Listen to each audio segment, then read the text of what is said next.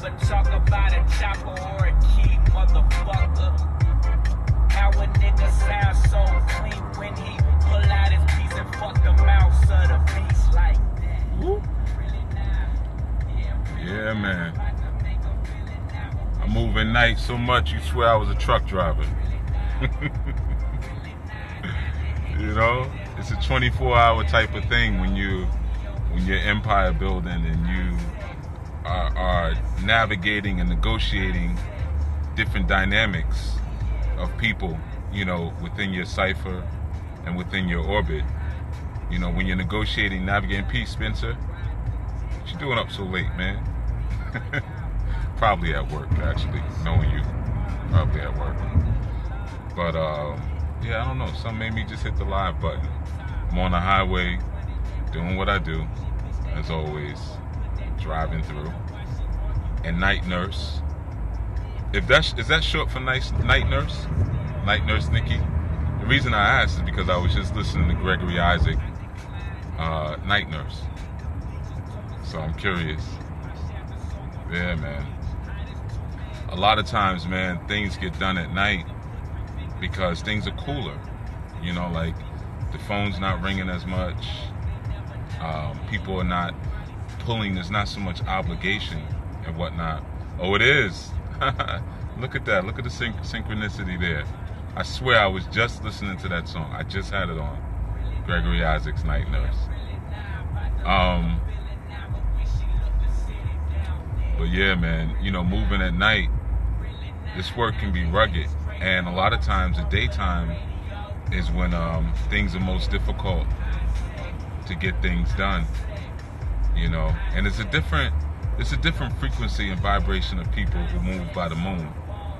You know, and some people sometimes feel guilty about that. I've had like students and clients ask me before, like, is it bad that I mainly like to do things at night and not so much in the day? You know, because I know we're supposed to be sun people.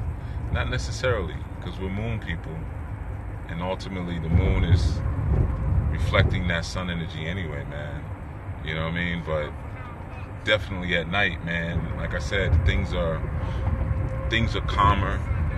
You don't have the glare of the sun in your eyes when you're driving. Your phone is not going off left and right, you know, or your text or whatever, however it is that you're staying in touch with people. So you get some quietness, and then plus you don't have so many lights on. So you get some quietness, man, to just kind of not have your thoughts interrupted by all the electromagnetic waves, man. That's a nice thing, you know. All right, let me see. Okay, get it over here. All right, okay. I got to do some Night Rider stuff here. All right, cool. Get on. Yeah, man. I hope everyone has been moving well in their day, man, and moving strong, man. I hope you all have been able to really inch forward, man. You know, remember, like I always say, man, always mark your goal. That's that Ochosi energy. Mark your goal and work your way backwards, man. So that way, you don't have a whole lot of wasted exertions, man. And everything that you do, they're coming in. They still reaching out.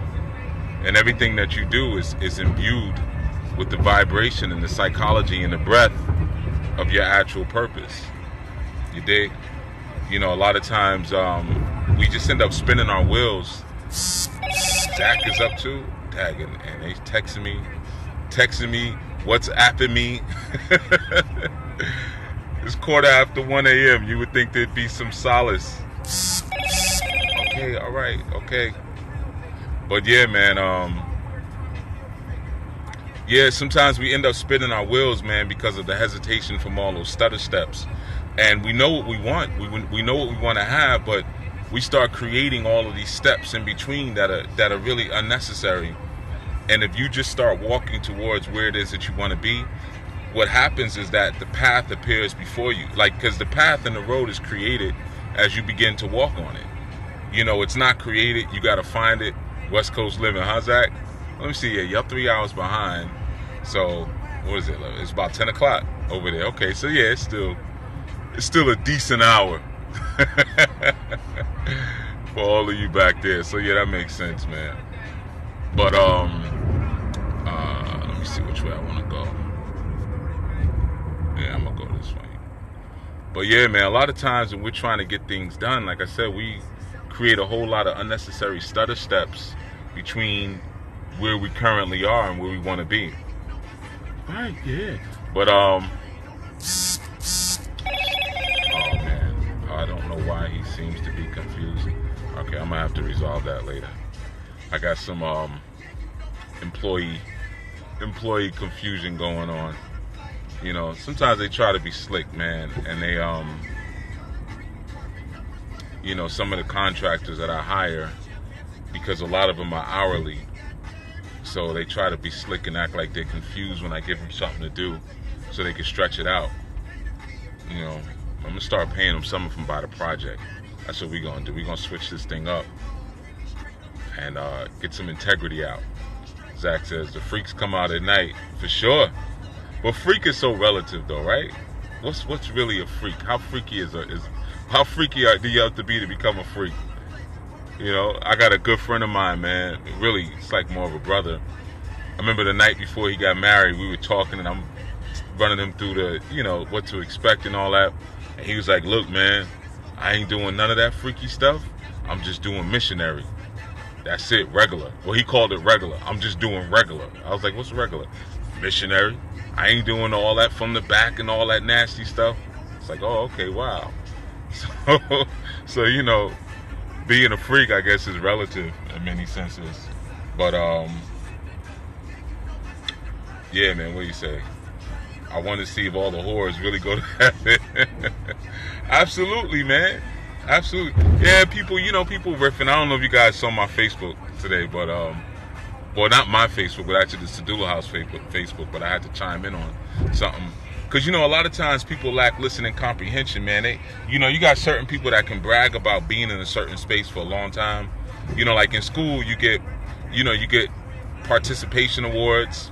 You get awards for perfect attendance, best handwriting, and stuff like that. You know, a whole lot of rewards and stuff that a lot of times don't make any sense when you're a child, but just to give you that sense of accomplishment. And, you know, within the culture community and the higher awareness community, man, you got people who are perfect attendance individuals, man, but it doesn't necessarily mean that they understood what the teacher was teaching.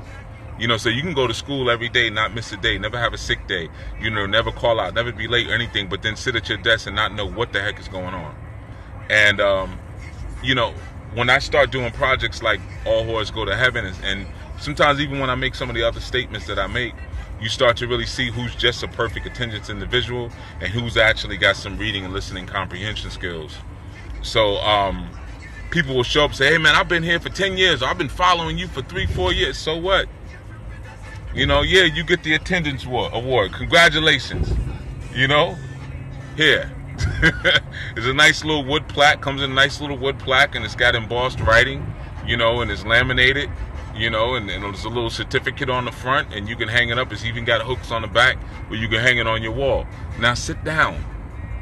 You know, because just because you perfect attendance doesn't mean that you have perfect understanding of what's actually happening. So, you know, like sometimes people, you know, will commence to start trying to teach and, well, Chief, you need to do it this way, or why you call it All Whores Go to Heaven? You need to call it this, call it that, and it's always people who've never done anything with their own life.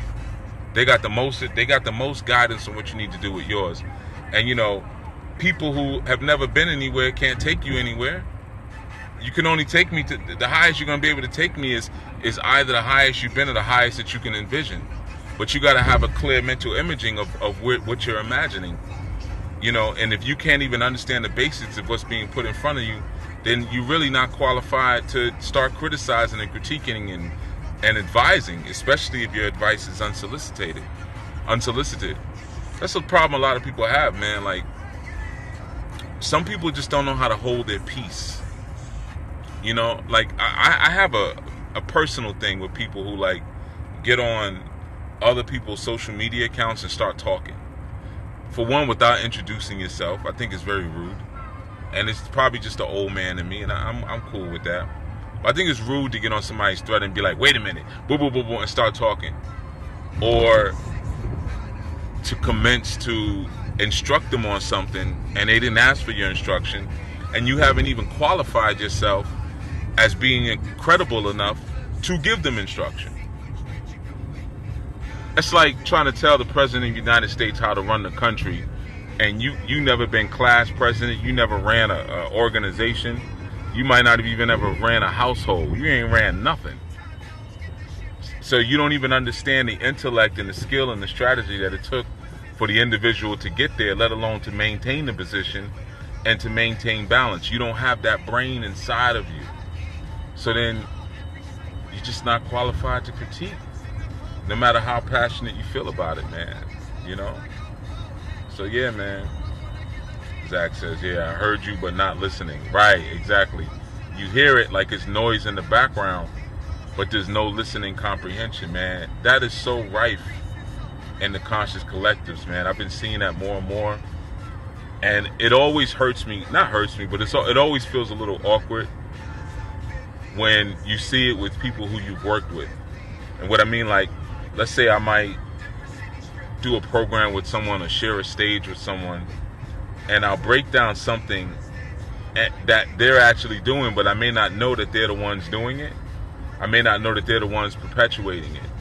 And it always is kind of a little awkward thing because, you know, you always got to do the preface, like, I don't want to offend anybody if this is what you guys do. Like, sometimes even when I talk about that goddess thing, and I'm like, yeah, you know, that's not really the word you want to be using. But there's people who have named themselves goddess and have gone by that name for 10 years, and they're not about to change it.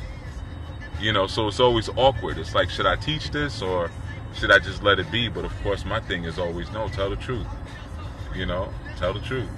Zach says, does the social media open you up and make one feel like they're on the same level? Absolutely, because the qualifications to being on social media for anybody are the same. It's no different than what you have in households nowadays, man. That's why I said manhood is very hard to distinguish as is womanhood, because unisexually we can all do the same things. We can all go to the store and buy food, you know, because we're not in a agrarian society anymore. We're not in a hunter-gatherer society anymore. So we're not in a society anymore where the strength of what we are and the specialness of what we are is tapped into. Anybody could go work a job. Peace, Joel. Get some fiat currency, then go buy some food and pay some rent. So now what makes you so special? So it's the same thing with social media. It's like, ultimately, we're all playing in someone else's backyard. If we're on Facebook, we're playing in Mark Zuckerberg's backyard. IG, well, still Mark Zuckerberg's backyard because he owns Instagram. You know, YouTube, owned by Google. So ultimately, no matter how much you try to pound on your chest and say, I'm chief this or Baba that, I'm talking about myself, you know, or I'm elder this, as long as you're using someone else's medium to convey your message, then a person say, look, man, we all in this same thing together, man, so I don't know why would I have to show you any special reverence. That's number one. But number two, the rudeness is because you just got a lot of a-holes in the world. And with signing up for a social media account, it's so easy that you could be an a-hole and still get a social media account. And now you have a voice, even though you never should have had a voice.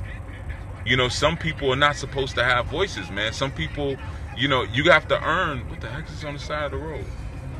Wow, let me get, okay. Yeah, let me get off the wall. I always ride the wall when I drive. I like to ride the wall because I could trust the wall. Everybody who always drives with me is always scared. They're like, damn, there's gravel popping up. I put Madam Ma'at on the bike not too long ago. We were riding, and she was like, Chief, all the gravel was popping up on my skirt. Because I ride the wall tough, man. Because I could trust the concrete wall. It's not gonna move. It's the cars I don't trust on the other side. So yeah, I was riding the wall too close. But yeah, man, what it is people feel a boldness, man, because they're for one, you're dealing with jerks a lot of times. And then number two, for some people, social media is all the social interaction that they get. But it's social interaction minus consequence. You know, so you can talk to anyone however you want. You don't have to check any type of protocol, any type of etiquette.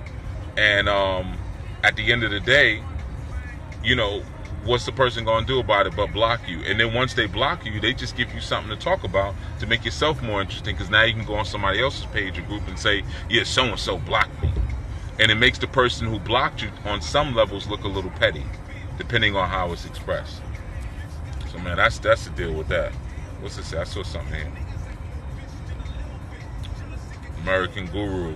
Is everyone you meet our reality just everyone you meet in your reality just a reflection of your inner state? No, that's narcissistic. You know, to imagine that everyone you meet, like those are the type of people who, like, everyone they meet, they say, you know what, you remind me of myself. Those are narcissists. You know, not necessarily. Sometimes you meet people in your reality because there's something that you're supposed to help them with. It's not about you at all. It's about them. You know, ultimately, we're all connected and we're all projections of one another. But our world reality, our perception of our world reality is typically governed by our inner state. You know, and we can move beyond it. It's just like planetary alignments. You know, your planetary alignments have an effect on what you are physically and emotionally. But at the same time, what you are physically and emotionally has an effect on planetary alignment. But it changes. You know, but no, it's not always about your inner core always magnetizing people into your orbit. It's not always so much that. Sometimes people need you to be something in a moment, or, you know, you just fulfill a certain part of the formula. Let me see. Hold on. I got like 3 cards around me, so I'm gonna look at the next question, and then this will go viral. That was so cool. Remember when she crashed? You said, whatever you focus your attention on, doesn't it expand? Wouldn't everything in the realm and our reality, you created it? Okay, you're saying whatever you focus your attention on, doesn't it expand? No, not necessarily. It can also contract. Whatever you focus your attention on, depending on if you're soulless or not, what you're focusing your attention on animates. So animation is not necessarily expansion. So it's like bringing something to life. But bringing something to life, if its natural and core potential and character is to be contractive, then it's going to become more contractive and not necessarily expansive. But the things that you put your attention to, you solidify, enliven, and make more real. And so you say, wouldn't everything in the realm and our reality, you created? I think you're saying, don't we create everything that is in our realm, in our reality? Yeah, but when you say, like, don't you create it, understand that creation is a collaborative event, and sometimes it's not conscious. Sometimes it is, and sometimes it isn't. So we're co-creators.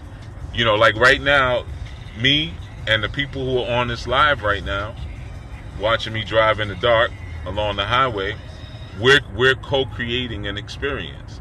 And every person that's here that is adding to it, because even if I look up and I see how many are in the, I guess, chat or the live, whatever you call this thing, the number itself may have an effect on me. If I see the number 6, number 7, number 8, number 9, it'll have an effect on me. So then it starts to create a different reality inside of my psyche.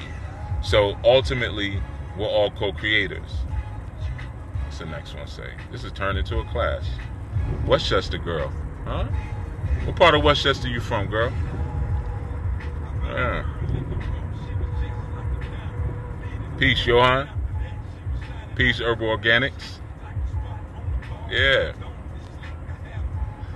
Yeah, but creation is a collaborative effort, man, and it's an ongoing effort, man. That's why you always got to be so careful.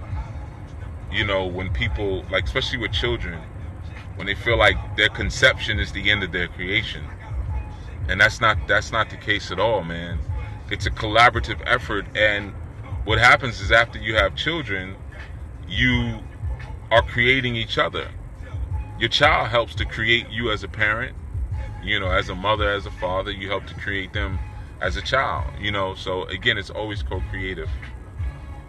So you say, yes, so you projected it from your melanin / inner light.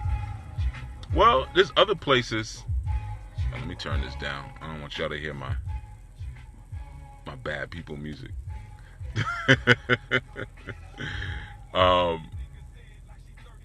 So you said yes, so you projected it from your melanin inner light. Maybe. It can come from there, but there's different places that you can create from. You can create from your ego. You know, you can create from your thoughts. You can create from your feelings. You know, you can create from your hands, from your physicality. You know, there's multiple places that we create our reality from. It's not always necessarily from light, because you can create from darkness too. You know, or you can form from darkness more so than create. But yeah, man. Sound like 50 Cent? Nah. No, I'm not listening to 50 Cent. I'm listening to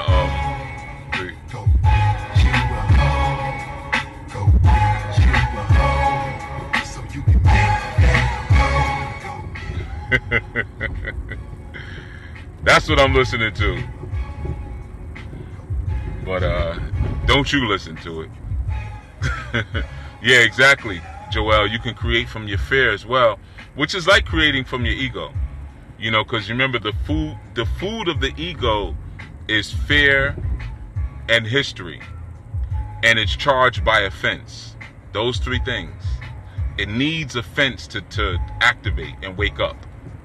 How dare you to me? You said it to I. You know what I mean? And yeah, so you can create from different pieces. Let me see. Intention is the key in all of this. Yeah.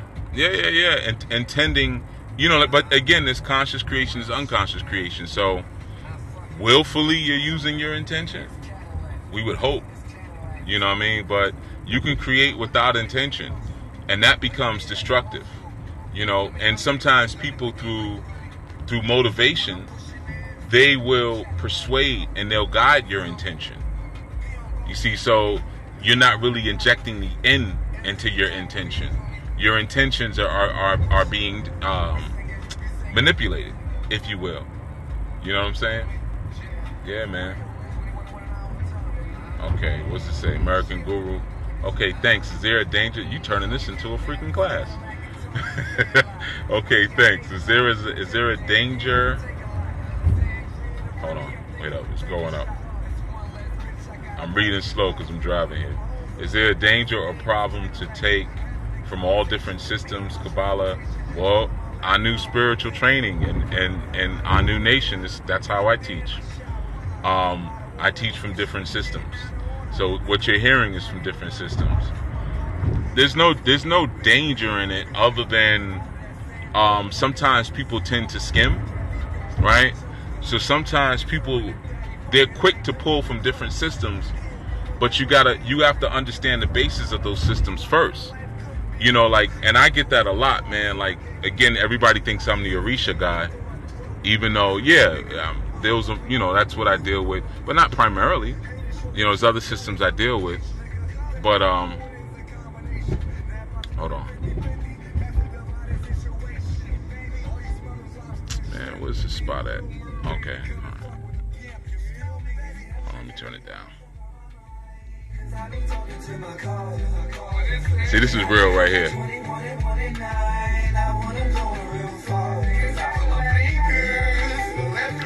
See, you would only understand this song if you've driven cross country a bunch of times. That's what the song is about. You know, just driving cross country in your Cadillac or whatever it is you're pushing, and just that feeling. There's a certain meditation that comes. I call it windshield therapy, but it's a certain meditation that comes, man, when you're driving across America, we'll say. And, you know, you might even have, you know, some people with you, maybe your women with you, whatever, and you guys are handling business. And, you know, it's that late night, man, 4 in the morning, 3 in the morning, everybody's knocked out, and it's just you driving. And, you know, either listening to music, maybe you got the music off because you don't wake anybody up. This is it's a certain vibe that you only understand if you've taken maybe family trips, you know. All right, let me cut up. Yeah, I'm gonna cut up here. I'm gonna do it over here.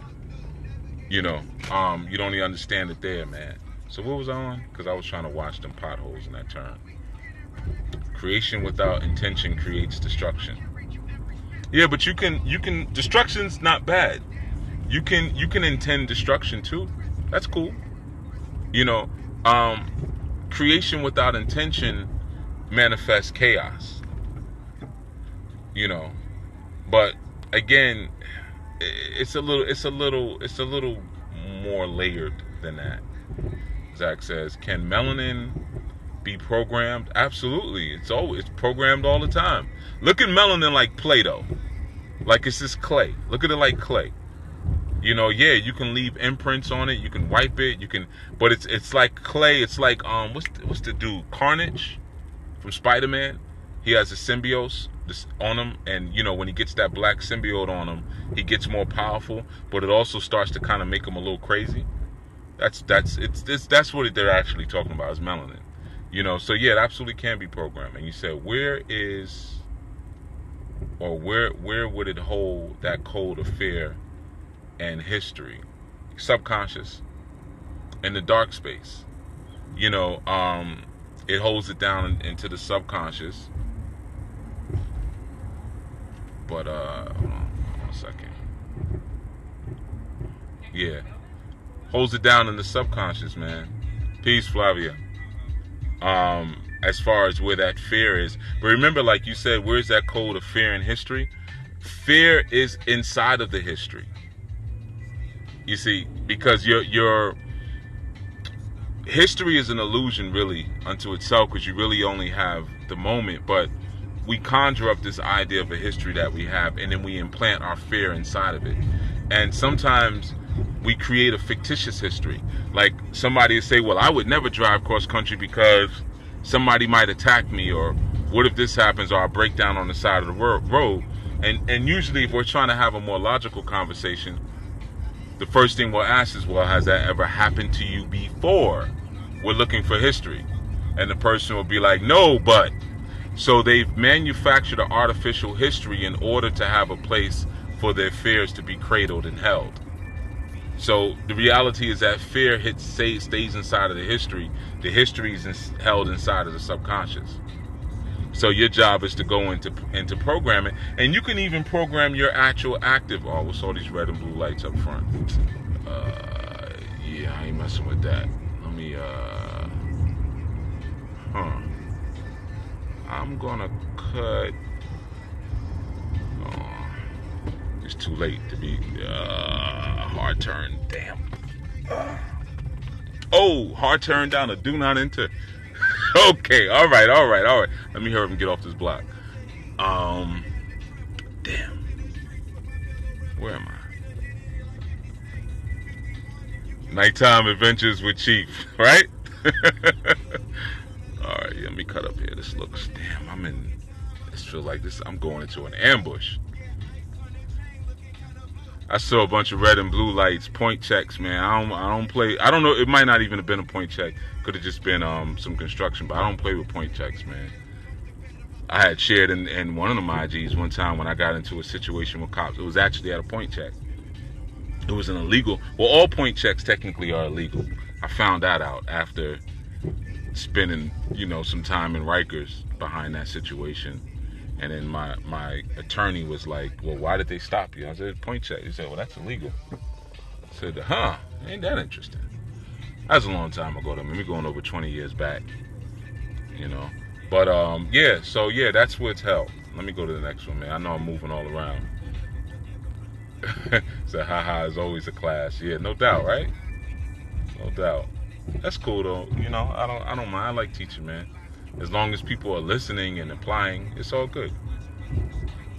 I listen to you and Bobby, Panic and Red Pill. Okay, cool. We're all different. You're putting a tapestry together of different types of deliverers, different types of information. And that's good, man. You create your tapestry, and ultimately, you soak us up enough till you don't need us anymore. That's the key. Soak us up enough till you're like, enough of that. And then you develop your own voicing, your own style, and your own awareness, man. You're never meant to sit under anyone forever unless you're a disciple continuing their legacy.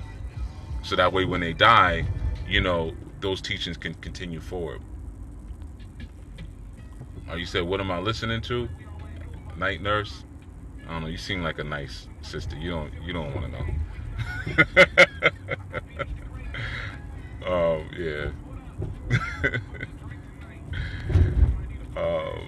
Let's see what else we got here. Trick Daddy Dollars. I don't really listen to Trick Daddy. Yeah. Okay. Bobby, Brother Panic, and Dr. Valentine are my teachers. Okay, cool. And you also. All right, cool. Well, if you're my student, man, you got to apply what I'm teaching you. I'm not a Facebook teacher. I'm not a YouTube teacher. I want to see some manifested works. If there's no manifested works of the ideology and you're just holding on to the information, then I'm not your teacher. All right, so let me just put that out there.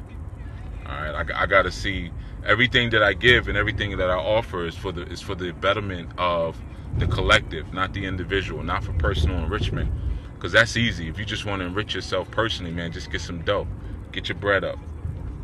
But this is about really making sure that young people don't have to go down certain roads that maybe some of us have gone down, in searching for ourselves, in searching for something of sanity, in searching for love, in searching for, just some balance and some structure. All right, cool. Let me see. I think I'm in the right spot. Yeah, I did some little slick stuff, cutting past all them cop cars, and I don't use GPS like that. Took myself all off base, but it's all right. It's worth it. That's what I talk about. Like when I was talking to IG, when I was like, live in a culture that makes more sense. It's 1:44 in the dawning right now. There's some cops up there, probably ain't got nothing to do, and they see little old me, and heck, they like, well, we could do this all night, we ain't got nothing else going on, so I just avoid it by cutting down a block before the check. I went down a one-way street, so that could have been something ugly, but it wasn't. Preventive self-defense. Joel, would you say reprogramming is a hard process? Yeah, man, absolutely. Programming is an easy process, though. It's easy to get the thought in there. It's real hard to get it back out, though. It's like a stain. It's easy to stain your clothes, man, but to get it out, sometimes it takes multiple treatments. But you got to have the objective awareness to realize that the stain is there. Or you'll start thinking that the stain is a part of the tapestry. It's like how people get parasites. You got parasites for so long inside of your system that you'll start thinking that your condition that you currently feel is actually your condition. I'll give you an example. When I was young, right, I didn't know I was, I'm going to say lactose intolerant. I mean, I could drink milk, but every time I would eat cereal with milk, cow's milk, I would be, curled over, bent over with cramps. My stomach would just be in knots. So I'd be at the bus stop just in knots. But I thought that was a normal thing. I thought everybody had this crazy pain in their stomach after they drunk milk. And I never said anything about it because I just thought it was a normal thing. You drink milk in the morning and your stomach hurts, right? So, obviously I was damaging myself, until I just decided, I don't want any more cereal anymore today. I'm cool. But my point that I'm saying is that sometimes we'll have parasites living inside of us that will implant thoughts. And I'm talking about, this is not a spiritual thing, physically. Because, when you have parasites inside of your intestines and you're holding a lot of old feces in your colon, it changes your disposition. So you begin to think differently. And you'll start believing that those thoughts are normal. You know what I'm saying? I used to be a Detroit police officer. Just don't panic. Yeah, well, we're not in Detroit, though. A lot of times we're areas that are not so great, the police are actually cooler. I'm not in one of those type of areas. I'm like in a ritzy area right now. But yeah, if I was in the city or the hood, if I was in, wherever, any hood, I don't even think about cops because they ain't, they're cooler. Honestly, cops in the hood are cooler. It's the ones in these millionaire rich suburbs that will give you the most drama. You know. He said, "What's up? What's up?" MGC. He said, "Yeah, I apply it all. People in my Muslim community think I'm into black magic. Yeah, well, you are." I lost my old life, good, but got replaced by people that are at another level. The alchemy is coming together for sure. That's good, man. That's good. Yeah, you just, you got to lose yourself. A lot of times in this spiritual walk, people are so afraid of losing themselves, man. That terrifies them. So they say, well, I want to learn this, because I get this all the time. Chief, I want to learn this and I want to learn that, but I'm not trying to go there. I'm not trying to go there. So as soon as you come in with these propositions of what it's supposed to be or what you want it to be, then you're not going to learn anything, because that ego becomes like a stone encasement around your brain, and nothing really gets through. So on a surface level, some things will change, but ultimately the internal alchemy that's supposed to happen, because you remember the the kimi is black, it's darkness, it means the mystery. So ultimately it's that thing that's inside. So any alchemy that's truly done is not done externally, it's done internally and outwards, and it begins really in the transformation of thoughts. That's why Tahuti was considered to be the creator of alchemy, and Tahuti is thought itself. So your thoughts change, then the alchemical process begins.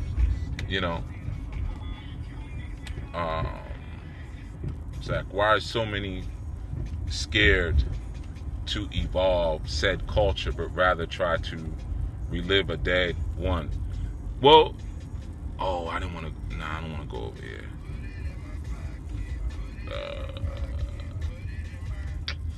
This is not where I wanted to go. In my pocket, put it in my pocket, put it in my pocket. Damn, I didn't want to go over here. So, put it in my pocket.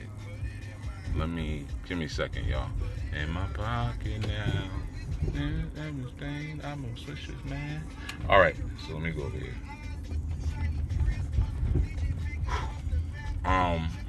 Yeah, man. So, here, let me pull over for a second. Oh, let me turn it. I don't know if y'all, hopefully y'all can handle it. Anyway, so, what were we saying? Something about, you asked me a question. Why are so many scared to evolve culture, but rather try to relive a dead one? You know what it is, Zach? It's not for a whole bunch of people to evolve the culture. It's for those who know better to evolve the culture. You can't look for the masses to do anything. Like I always tell you, people generally, it's going to sound foul, but generally are not as bright as we'd like to believe they are. So when we learn something, we'll be like, oh, I learned this, so now you can learn it and you can get smart and da-da-da-da-da.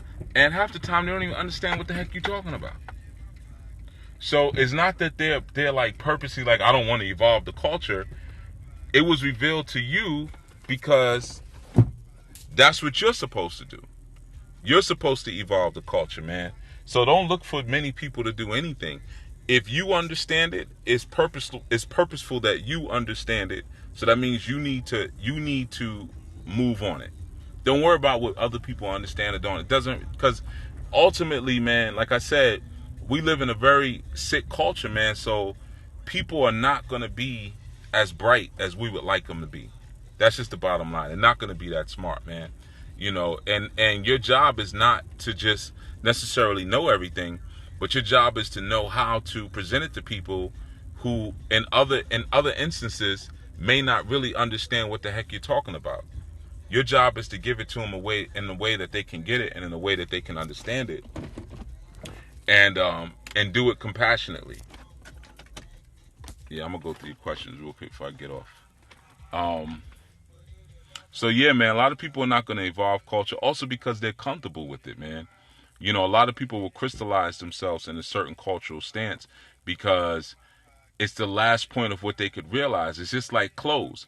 Some of us will dress a certain way because it's the last thing we understood. You know, so like sometimes people of my era, you know, they still like, you know, there's certain type of suits or shoes that they want to wear and stuff like that because whenever they wear that, it reminds them of their glory days, right? You know, or we like to buy older cars because it reminds us, you know, we buy classics and stuff. It reminds us of glory days, you know. So, you know, a lot of times, again, it's not people just trying to stunt the growth of the culture because the culture is going to grow regardless. It's going to evolve. Culture is alive. It's just that they're holding on to what they love and they don't want to transition. They don't want to die. They don't want to go to. They don't want to go into the unfamiliar. You know. Let's see what else. Say. Gut is your second brain. Yeah, it better be your first one. That's why you got to clean that gut out, man. You can't have a whole bunch of worms and stuff in it. Get on that roller wheel in the gym, man. I hate it too. You know, I hate that doggone wheel, man. But you know, I use that wheel, man. Keep that center right. Work on your core muscles. Do those leg lifts. Do those crunches. You know, just always be center conscious. If you don't do anything else, even when you're just laying in your bed, be center conscious. Always focus on that solar plexus because that solar plexus is where you present who and what you are. It's your identity that's shooting outward, man. So you always want to be sensitive to your center area. And a lot of times we ignore it. Like we be treating our stomachs like trash cans. We just throw anything in there. You know, we bite something, it chews, throw it in. You don't know if it's real food or not, man. And you know, you think like once it goes into your mouth, it disappears. Oh, it's you know, it's gone. No, it's now messing up your whole center, and your center is where you project your identity from. So you got to always focus on that center, man. Do a lot of things, even when you're doing spiritual work. A good thing a lot of times is to have one hand over your solar plexus, your heart and your solar plexus, but definitely your solar plexus, man. You know, MGC says I choose what I lose as a sacrifice for the gain. Yeah, absolutely, exactly, because everything in this world is transient. This reality is a transient reality. So the more you can get in flow with the transience of it, the more empowered you become. So we call that detachment. But the more you're willing, it's like, you know, Robert De Niro and Al Pacino in Heat, walk away from anything in 60 seconds.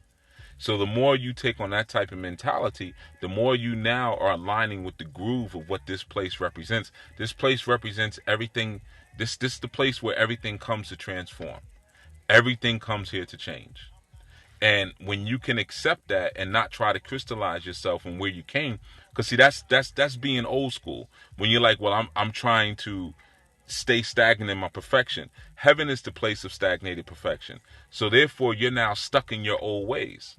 Hey, let me open up my sunroof, man. My breath is hot. It's getting hot in here. I'm spitting that hot fire.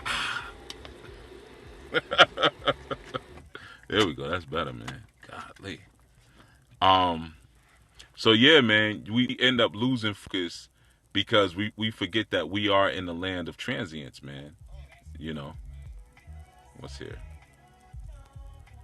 What's the difference between being a child of Johann Kronos asked this? What's the difference between being a child of and being crowned by? But technically, it's no difference. Because neither one of them are really real terms, to be honest with you, Johan. I don't know if it's Johan or Jovan or something else. I'm sorry. I have a student who's named Johan who spells his name like yours. So that's why I'm saying it like that. If I'm saying it wrong, please feel free to correct me. But yeah, what's the difference between they're not really real terms because you can't be a child of an Orisha because you're older than Orisha. You can't really be crowned by an Orisha because it's your own Ori that crowns you. And then the Orisha work from there downwards, man. So theoretically, none of it is actually accurate when you start talking about being crowned by something or a child of something. But they're talking about the same thing. They're referring to the same thing. You know, Night Nurse says, truth hurts, common sense ain't that common. Ain't that the truth, boy? I do murders at the gym. First people laughed and mocked, and as I got more fit, I saw them copy. Isn't everything that way? Isn't everything that way? That's why you gotta ignore what people talking about and do you. Trust me, after we release this documentary, you're gonna see people talking about the sacred whore and temple sex and watch. Because he did the same thing with the Arisha stuff. People weren't teaching Arisha online like I was. I don't want to talk stuff because I don't want to sound arrogant. But just watch what happens. Bro, I need another reading for real. All right, well, you know you know what to do. AskOsiris.com. And when you be doing more YouTubes? Like how I did it now. I'm driving, middle of the night, I'm handling business. I hit the live button. That's how I'm doing it for right now. Before it was a little bit more organized and more consistent. But to be honest with you, brother, right now my time just doesn't allow for it. Like my time didn't allow for it then. But I was just really doing the community a solid by like every Sunday. Well, actually, at one point it was 5 days of strong, but you know, every Sunday doing those shows and stuff like that. But it did actually, to be honest with you, it did take away a lot from what I needed to do, a lot. But sacrifice, man. You know, like we were talking about. Yeah, man. Sheldo, Adidas, and Kango hats. Yeah, exactly. You got to know the new stuff that moves the new stuff. American Guru says, I mean, damn, my wife almost left me, but I explained it, and I met her lower self. But a few days later, she kind of understood, yeah, food is the key to raising yourself. Yeah, I'm not sure about that one. I don't know the context. Whenever I hear something like my wife almost left me, I'm like, congratulations. But everybody lives different, man. Joel says, that's actually what I've been working on. Okay, I'm not sure. Because I'm going through this late because I was driving. Zach says, put my hand over my root chakras. Jokes! I did Vedic reading, and that's when I really realized I'm Indian, by the way. What kind of Indian? What kind of Indian you talking about here, bro? Yovan. Oh, okay. Give thanks. So not Johan, Yovan. Thank you. I appreciate. Thank you for telling me the proper pronunciation, man. I didn't want to disrespect your name like that. The Kim days. Doing the community show, man. Yeah, that was a lot to kind of do, you know, because I was doing because when Kim was doing them, y'all would call in and talk to her. When I was doing, nobody would call in, so I'm literally doing a 2-3 hour lecture every day. You know, I was like, man, forget this. I got other things to do. But oh, you were born in India. Okay, I got you. Okay, cool. Yeah. Just curious. Yeah, man, you find out a lot about your origins when you start studying the surface, man, of what it is that your life is relating, and sometimes what you're even drawn to, you know, will tell you a lot about your ancestry. You start to find your own nations. You know, you find people, you know, I'm always so happy for people when they can do that, man. Like I was talking to a client the other day, and she lives in the Bay Area. And she's like, I love the Bay Area. I'm never moving from the Bay Area. I love it. And I was like, man, that's beautiful. You know, you found a place that you like the people there, you like the land, and like, you know that this is where I'm from, man. That's a wonderful thing, man, when you can have that. And some people have that in America.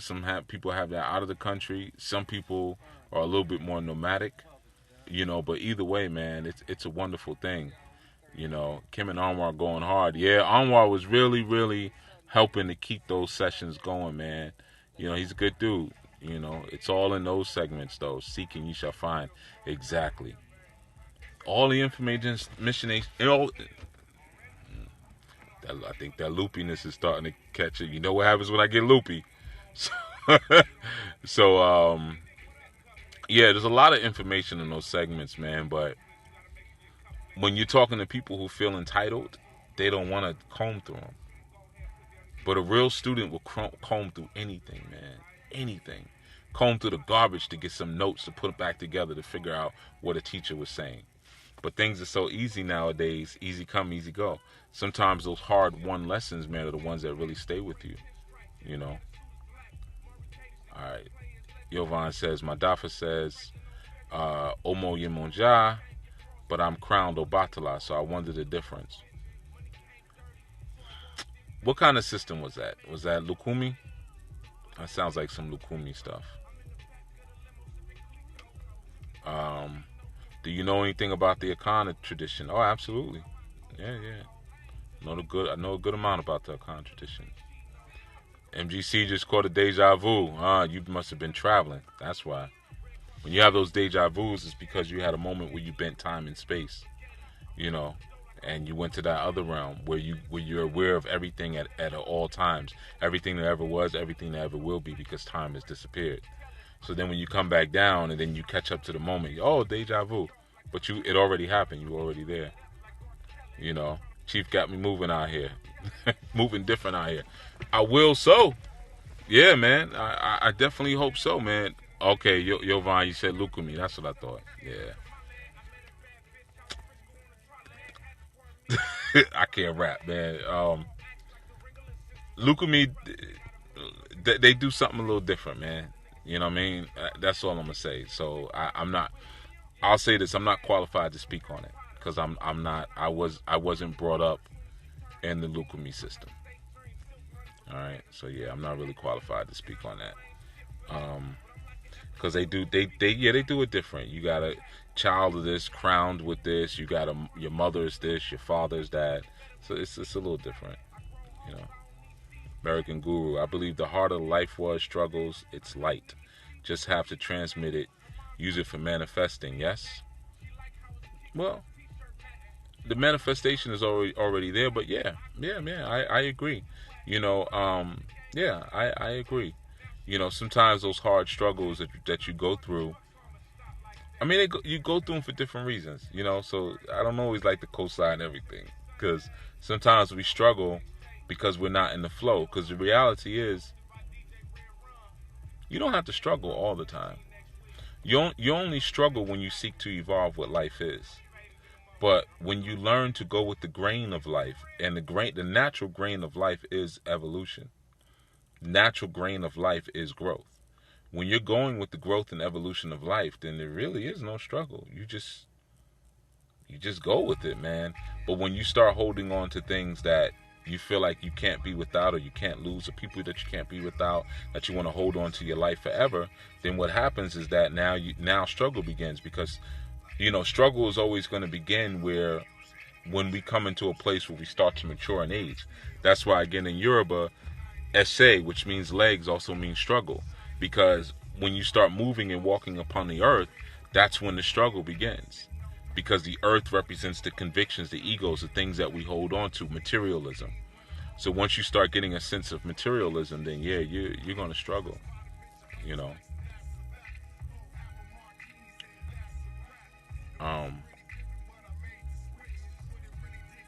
Good, MGC.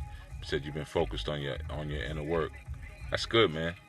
You know, that's where all the work is. At the end of the day, you know, there hardly is any outer work. It's all inner. You know, the outer would take care of itself by default. You know, what God is referenced in Giyami? Yeah, Nyame is it's actually, it's not. Nyame is not really God. You know, like, just like if you learn Yoruba or you learn Akan, whether you're talking like Fanti or Tree or Ga, like you'll hear words like Inyami Adom, Inyami Insharu, like meaning God bless you, or Inyami Adom, by God's grace. But Inyami means Inyami. You know, the English translation will be like God. Spotify closed. All right. I got a bootleg Spotify anyway. But yeah, man. So Inyami, it's not necessarily a god, but it's a force, like so many other forces. That's kind of what's being referenced there. Do you work with the Akan system at all, Hassan? You know, Joel, go with the flow, but flow is directed as well. Yeah, man. The flow is directed just by the natural movement, man. Just like plasma is directed, just like the earth revolves on its axis at a certain angle, man. All of that is directed by what needs to be. So once you have a formulation in your mind of what needs to be, just like when you have a child, because Joel, you have children, and you imagine at some point your child driving, owning their own business or falling in love, having children, things like that. So once you already put your mind on a destination, then now the pathway to evolution to getting there becomes a very natural thing because you've injected that inside of their DNA. So when you created them and you put that thought or that inspiration or that spirit inside of the womb of the woman who held the soul of the child, but you held the spirit, you said, okay, this is where I want you to be. This is the ceiling of the thought that I have for you. This is what I got. Go further, but this is what I have. Then now you've already given them the destination, and everything that they're doing from that moment forward is working towards that. So their flow becomes significant to that. So you don't have to really think about so much, what am I supposed to do? All you have to do is not even think. You just have to go where you're supposed to go. And then what happens is the world creates itself around it. Like I've also used the examples often, I should say, of dreams. If you're in a dream and you're running and you get to a cliff, you're not going to die because you go over the cliff. Either you're going to be able to walk in the air, you're going to grow wings, or even if you drop off the cliff, you still won't die. You'll like drop slowly, and then next thing you know, you're running on the ground again. So what happens is that your reality will begin to shape and carve itself around where it is that you're determined on being. It's like when you have a child, when you have a child that's determined to do something, you notice as a parent at some point, instead of trying to stop them, you work with them. I'll give you a great example on this, because my father still talks about this to this day. When I was real young, I was a reading addict. I mean, like, to a sick degree. And my youth are similar. Like, they love their books, boy. But I used to read my behind off, man. And I started reading really, really young, like freakishly young. I could read and write, right? And write poetry. I was writing poetry, like, I think at 4. So I had this love for books, man. To the point, like, real talk. I'm laughing because I get on my pops about this to this day. I used to get beatings for reading. I used to get beat for reading because I wouldn't go to sleep at night. My pops used to work 2 jobs, right? So he would get in like super late, and so he'd come in like 3, 4 in the dawning, and I'd be in the bed reading, but by moonlight. The light would be off, but I'd have the book like by the moon or by the street light and reading. And he would come in, hey, man, you take your ass to bed. Like, he'd be going off, right? But I would still do it every night, man. And I wasn't, I didn't like getting in trouble or whatever, but I just loved reading, man. So some nights I'd be in there doing that, reading by moonlight, man. I hear that door crack. Oh, man. And my pops was a big brolic dude. Back in it, like, he was a big tough guy, like everybody was like, he was a big tough strong diesel, what I mean? And next thing you know, I'm getting pulled off the bunk bed down to the floor, boom, what did I tell you? Oh, me reading? Yes, master. It'd be like that type of thing, man. But the next night, I'd have my book again reading. I used to love Shakespeare. I was a Shakespeare addict, man. I loved reading the English classics, which really didn't make sense, like, not at that time period, and it just wasn't, but that's just what I liked, right? So then one day who's this? Damn, man. Oh, okay, I seen that guy before. He works in the store over here. He's real friendly. He's real big, man. Damn, he's having trouble walking. Mobility is such a blessing, man. He gonna lose his mobility, man. He's super overweight. He keeps stopping, man. Young guy, too. Alright, the live is getting ready to end. But yeah, man, so anyway, long story short, what happened, one day I came home and there was a night light on my bed. And he talks about this to this day. He was like, yo, I just had to put the night light up because he would not stop. So eventually he relented. So the reality sculpted itself around my determination. All right, man, I'm out. I got some things I got to do. My night is still on the pot. It's still kind of